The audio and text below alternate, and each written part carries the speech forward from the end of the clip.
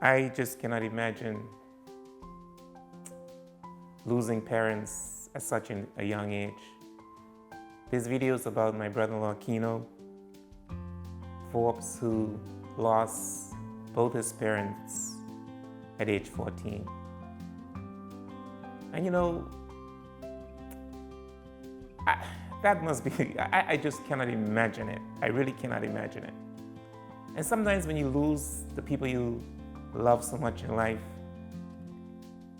you can go from one extreme to the next. You either, accept it and realize that, you're gonna make something out of your life, or you can reject it, the notion that, this is it. And you go to different extremes. Some of you may end up going on drugs. Some of you may end up, doing other things out of order. But this video is going to show you that Keno, because of the values that his parents instilled in him, and he was able to live with another family, that Keno is a successful man today and contributing very greatly to the society. Hi, my name is Keno Forbes. I'm going to share a little bit of my story with you today. At the age of 14, it was May 25th, 1995. I was out with friends and I got an announcement over the PA system to come to the gate because something had happened. So I was afraid that I was getting in trouble, so I ran all the way home. I got home and my best friend's mom was there and she said, I don't know how to tell you this, but your mom died. My mom died and 24 hours passed and they found out that my dad had also passed away. So I lost both my parents within 24 hours. Naturally, I thought that my world was over and my world came crashing in. I'm one of seven, sorry. It was rough. I wouldn't tell you it was probably the hardest thing that I've ever gone through in life. But during my darkest time, and everyone was throwing around the word orphan, like I heard this still small voice that you're not an orphan. Like, I'm here with you.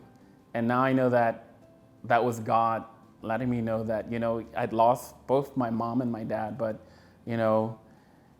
God was here to take me through it. And a couple of years later, graduated high school, did really well. I was blessed. I had another family that I went and stayed with, and they're my family to this day.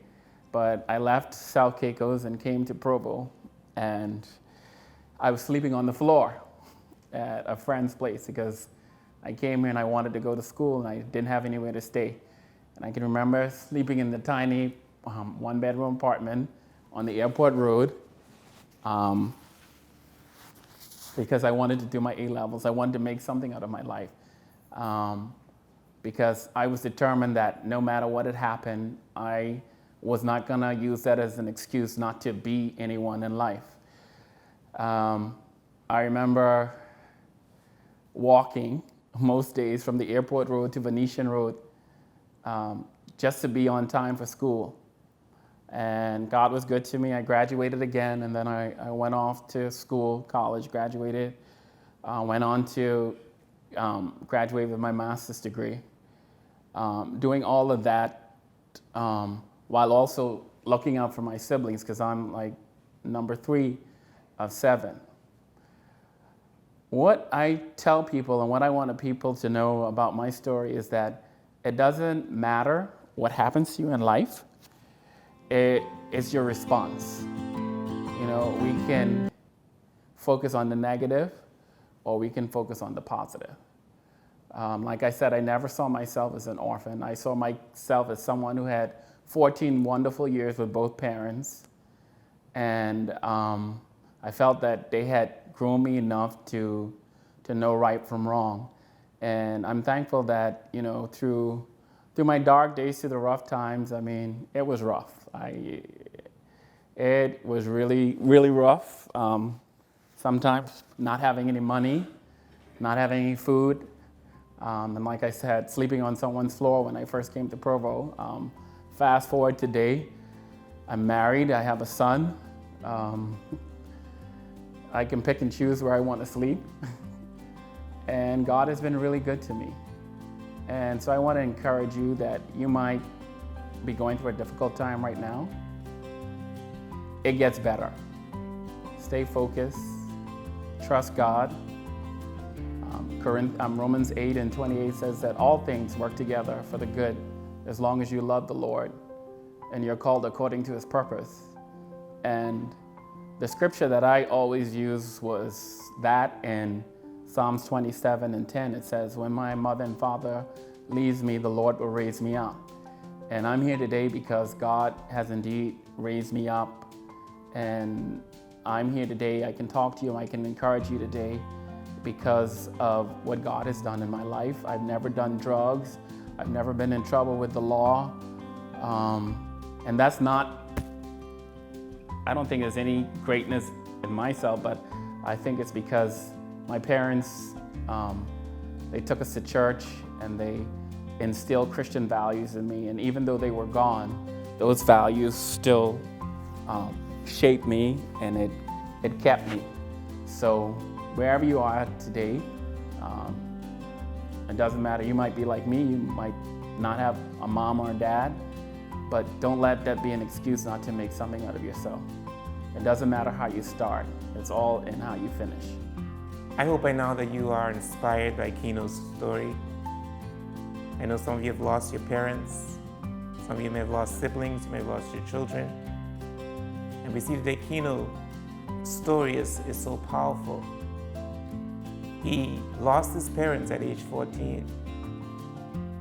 But he, despite the circumstances, he found himself sleeping on the floor in Providenciales.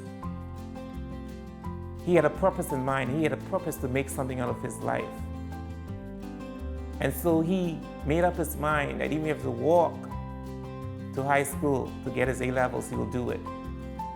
Today, he is a father, he is a husband, he's a business person, he has his own consultancy business. And more importantly, he's a man of God, he's a minister of the gospel. So I'm here to say that despite the circumstances in your life, and as Keno mentioned, it's how you respond to your circumstances. Whatever you experience, respond positively. No matter how bad it looks, respond positively.